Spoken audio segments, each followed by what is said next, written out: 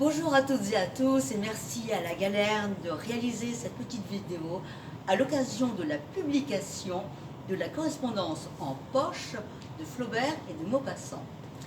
Titré « La terre a des limites mais la bêtise humaine est infinie », j'en ai rédigé la préface. Aujourd'hui, deux de mes étudiants du Master Management et Marketing International de l'Université du Havre, parcours par apprentissage, vont prêter leur voix et leurs traits à nos deux écrivains normands.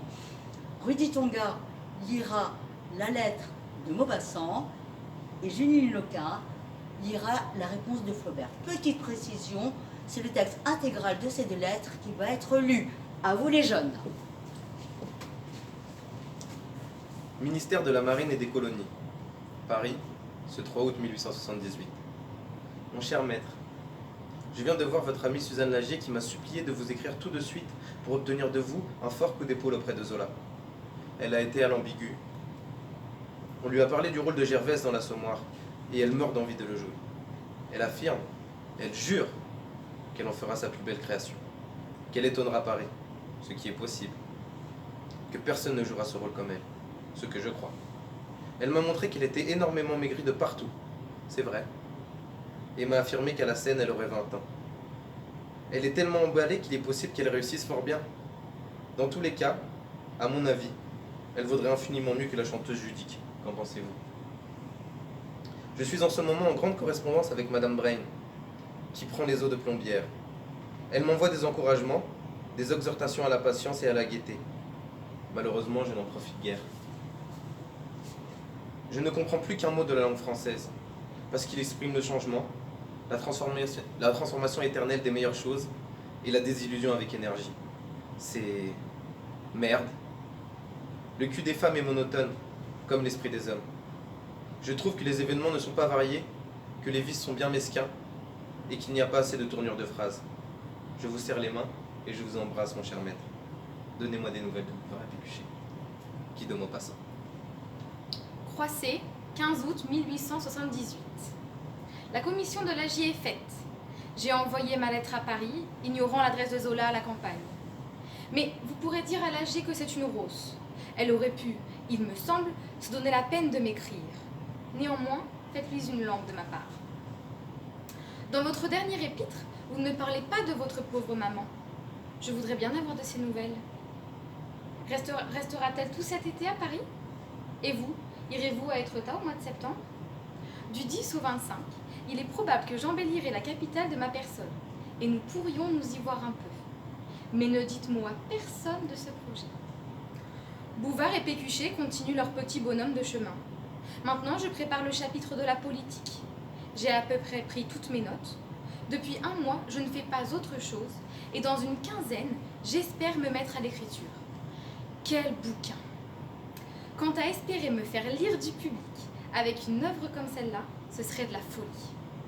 Cependant, on a beau s'en défendre, on est toujours flatté de se voir le premier dans sa localité. Que dites-vous de ces deux vers, mon bon? De qui sont-ils? De Decordes. Il les a lus la semaine dernière à l'Académie de Rouen. Je vous prie de bien les méditer, puis de les déclamer avec l'emphase convenable, et vous passerez un bon quart d'heure. Maintenant, parlons de vous. Vous vous plaignez du cul des femmes qui est monotone. Il y a un remède bien simple, c'est de ne pas vous en servir. Les événements ne sont pas variés. Cela est une plainte réaliste. Et d'ailleurs, qu'en savez-vous? Il s'agit de le regarder de plus près.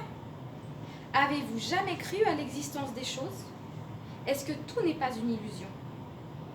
Il n'y a de vrai que les rapports, c'est-à-dire la façon dont nous percevons les objets. Les vices sont mesquins, mais tout est mesquin. Il n'y a pas assez de tournures de phrases. Cherchez et vous trouverez.